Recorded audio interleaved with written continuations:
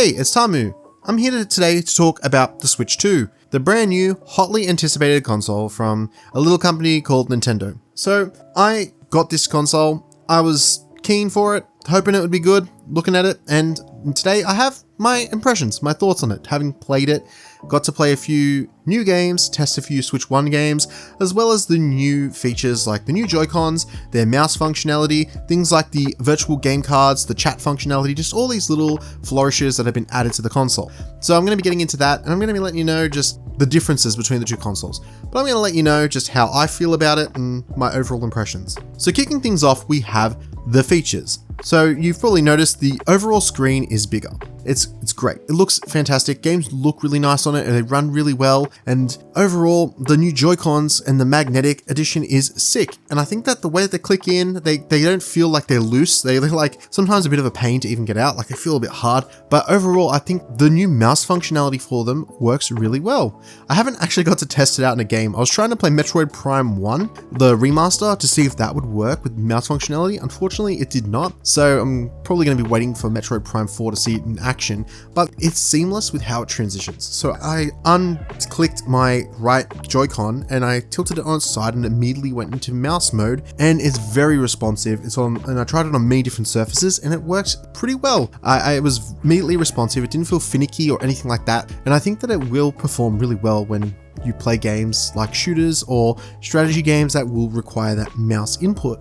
Also, just unpackaging and loading up this console as well, the way to just sync across all your data is pretty seamless as well. You just put both consoles close to each other, both of them need to be on charge, and then it'll transfer all that data across. Particular games like Animal Crossing and Pokemon that only require you to have one save, they will move from your old Switch 1 to your Switch 2, as they can only be on one console. Yeah, so they'll permanently be taken from that console and put on, they'll be on your Switch 2.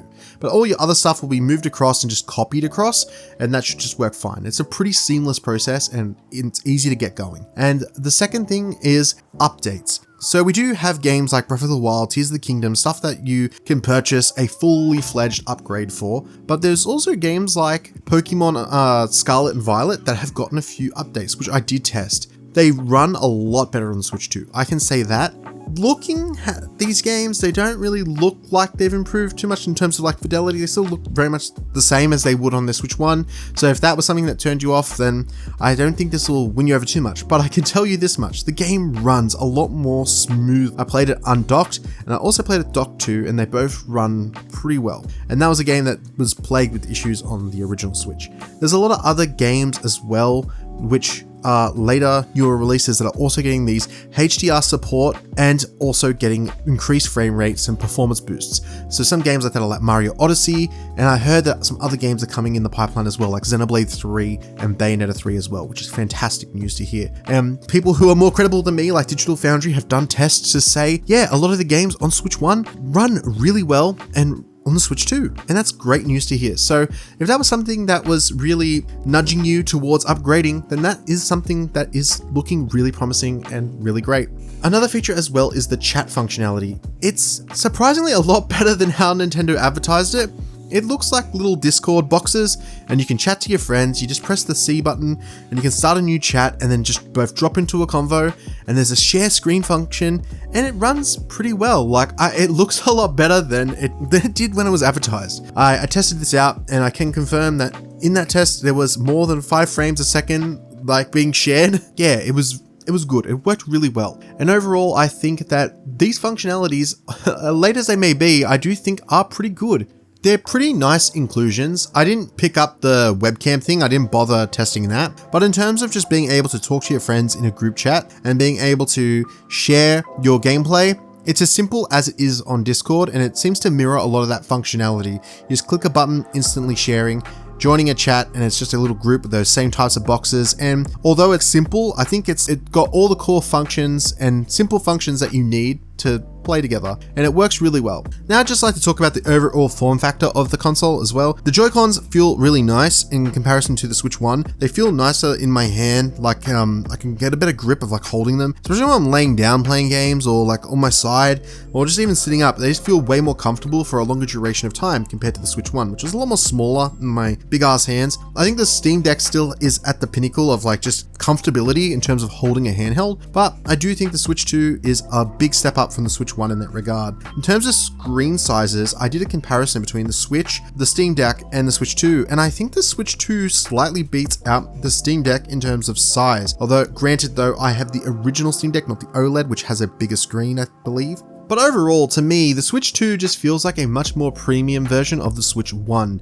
It builds on many of the core functions of the Switch 1 and just feels like an overall facelift that the console needed. I think that there's better hardware underneath this console baked in there, and that was something that the Switch 1 had to just wrestle with from the get-go. There's talks of being able to customize these Switch 2s in the future, like with Nvidia, saying that they can just you can customize your console with like better specs and things like this in the future. And there's a lot of different things here to suggest that they are trying to future-proof the Switch 2 and make it a more well-refined Switch 1. There is, of course, new features, particularly the game chat feature and things like the mouse functionality, and it's not going to set the world on fire, but I do think overall it does feel like, yes, a much smaller leap by comparison to like the Wii U and Switch 2, or even just like going from like a GameCube to the Wii, or like those big like exponential leaps in consoles. I do feel like the Switch to Switch 2 is a much smaller Switch, but I do think that the Switch 2 is a good console, a great console in many respects, because it is the Switch 1, just better and more enhanced. The big question is, how much are you willing to pay for a more enhanced Switch 1? How long are you willing to wait before getting a more enhanced Switch 1? And that's the big question you kind of have to answer yourself before jumping on board and upgrading. Do I think you should upgrade? Yes. When you should upgrade?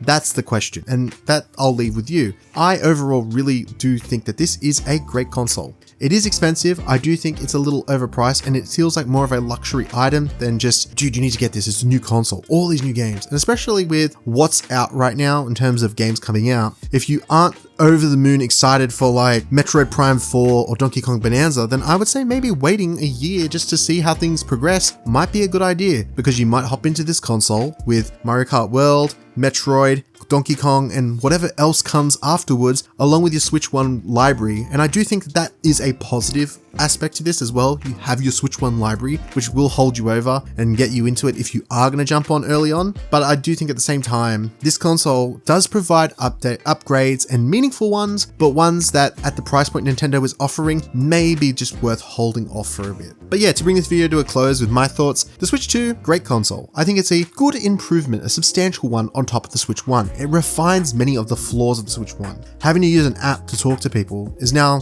no longer an issue. The fact that you have like HDR, 4K support when docked, the fact that you got like Joy-Cons that are magnetic that don't have issues when like sliding in with that, because my old Switch had that issue where that was starting to like lose some sensors and have issues. A lot of things have just been ironed out. Better stand as well on the back. Oh, I forgot to talk about that. The stand on the back is really good. Holds the console in place, and it is a lot less finicky and a lot less heartache. I'd say that much. It is great. And I think overall there's a lot of really good features here to just really sink your teeth into, and there's a lot of good games releasing on launch, and the fact that you have a backlog of Switch 1 games that work with enhanced performances does strike an appealing like buy-in, you know, unlike the Switch 1 where you just had Breath of the Wild and I'm Setsuna 123 Switch for like half a year. There's a lot more here on launch. But on the flip side, we are in different times compared to when the Switch 1 launched. Things are tough for a lot of people. This is not a cheap console. This is more of a luxury console. It feels expensive. It feels like a premium. It feels like you are paying a lot for this thing. It is really expensive, and it does deliver on that price you pay for it, but whether or not you are going to buy it right now and whether or not you need to buy it, this thing's not going to set the world on fire. You can wait a year if you just want to just see how things play out, because I think the Switch 1 will still do you really good, and it really is a solid console.